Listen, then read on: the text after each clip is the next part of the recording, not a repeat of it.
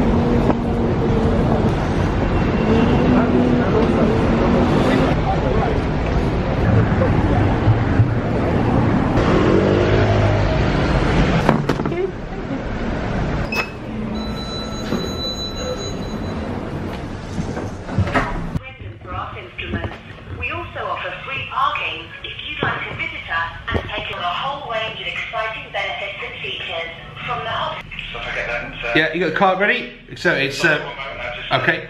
Parkinson. Right. See, we're not mixing about. I don't know whether I'm going to blend into the background here. Anyway, so this is Keena, who's one of my colleagues here at Westminster. Keena, you're going to go sleeping rough. Why? I am. I've got a passion for the homeless. And I've been working with them for 4 years now. You're not homeless yourself, are you? I'm not homeless myself, no. I think it's important that we experience firsthand what they actually go through. So I'm going to be homeless for one night.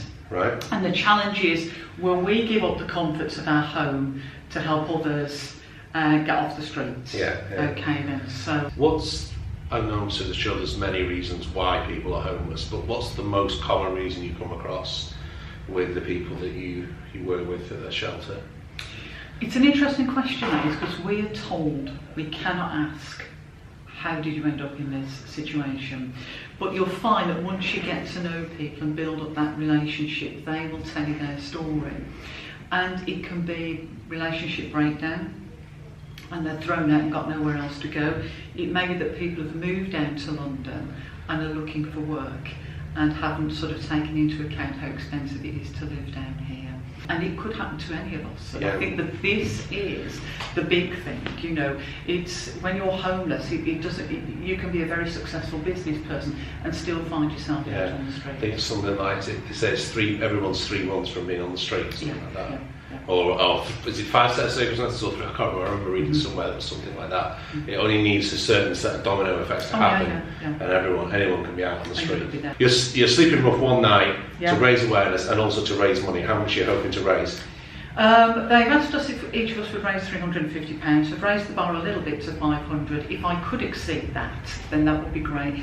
But the figure £350 is arrived at because that's an amount that will actually help an individual. Okay? So that's your kind of base figure there. I'll link to Keena's Just Giving page below.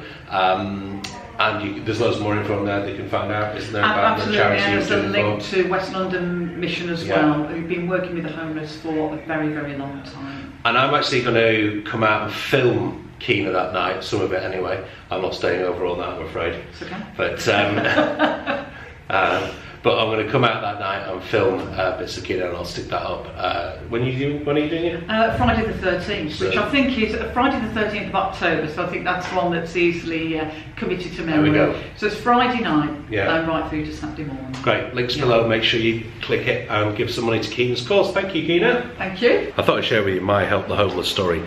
So when I was in New York back in 2005, I was leaving my hotel when I was just trying to get over the jet lag in the first week, and saw a homeless guy picking the food out of the bins. Now in England, homelessness wasn't such a problem, especially where I grew up, mainly because house prices were quite cheap, wasn't a major city, but certainly wasn't something that you encountered every single day. Well, not that I could remember at that time. So I'd potted around all the touristy bits and ended up at Grand Central Station just around about lunchtime. I was a bit peckish and decided that I quite fancied a bit of pizza. But I ordered a medium pizza because I thought a slice wasn't enough. Because in the UK, a slice of pizza is like yay big. In New York, I didn't realise how big it actually was, and when I ended up with a dustbin lid size of pizza, I was feeling a little bit, as my mum would say, eyes bigger than my belly. So I thought it would have been a great opportunity to have given some of that pizza to some of the homeless people that I saw, you know, round and about everywhere that I hadn't encountered that effect before. Although after walking 12 blocks, I didn't see one homeless person the whole time. So I ended up having to put the rest of that pizza in the bin. I really wanted to help somebody out that day, and there was nobody to help out on the way back. So sometimes intentions can be right, but the reality can be very different.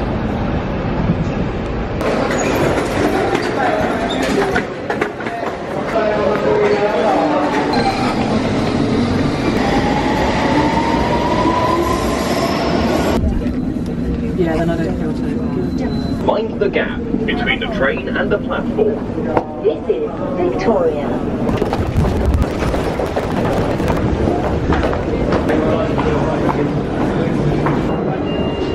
Boarding displays, please use all the way in the doors and walk out the inside cars.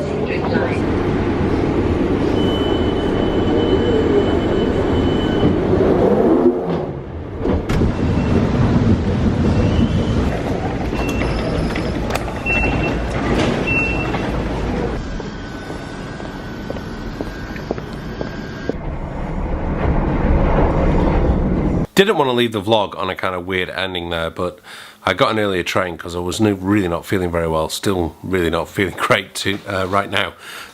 Just kind of like, I'm not eating, which kind of, Katie will tell you, means I'm really not feeling very well. So not felt great since lunchtime really today, and it just kind of felt worse all day. So I'll be okay, it's not like terrible, I think it's just a bug of some kind.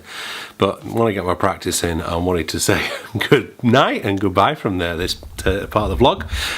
Thank you very much for watching. One of the things I'm going to do, I was just reminiscing with my daughter when she was a baby, kind of the routine we did because Katie and I shared out the parenting duties, and if you have the chance to do that as a parent either now or in the future, I can highly recommend it. It's difficult at first, but it's great for both you and the child if, you know, kind of both parents can spend some time at home, and more companies and governments are becoming more and more aware of kind of the sort of sharing out the parental duties that way. Anyway, what I used to do, because my studio in that house was kind of I converted the garage into a studio, so the entrance to that was kind of outside the front of the house, and I couldn't leave Amy on her own. So what I used to do was just bring the sacks inside the house. She used to go for a sleep in the pram. This is kind of when she was tiny, in the garden, you know, where I could see her, you know, at the conservatory, but obviously I couldn't then go into the studio to practice. So what I used to do was just bring my tenor into the house and just play through as many tunes as I could,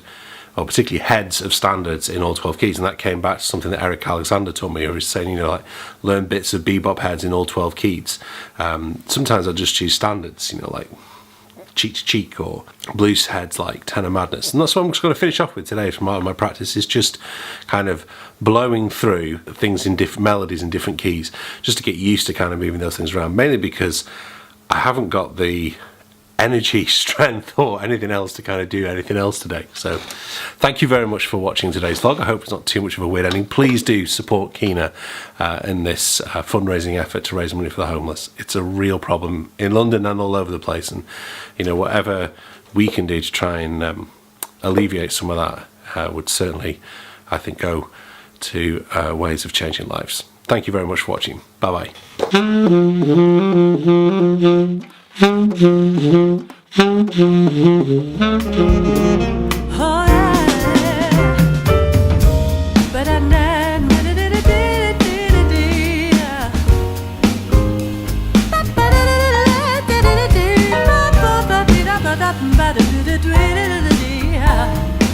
Shut